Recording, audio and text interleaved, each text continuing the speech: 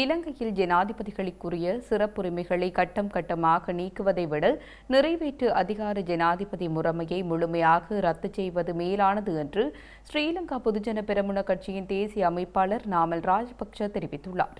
நாட்டின் தேவைக்காக அல்ல, தனிநபர்களை இலக்கு வைத்தே தேசிய மக்கள் சக்தி அரசு தனது கொள்கையை செயற்படுத்துகின்றது என அவர் கூறினார்.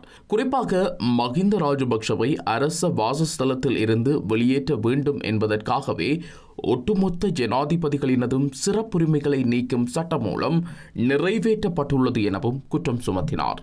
நிறைவேற்று அதிகாரத்திற்கு இருக்கும் அதிகாரம் இவ்வாறு கட்டம் கட்டமாக நீக்குவதை விட நிறைவேற்று ஜனாதிபதி முறைமையை முழுமையாக நீக்குவது நல்லது என்றும் கூறினார்.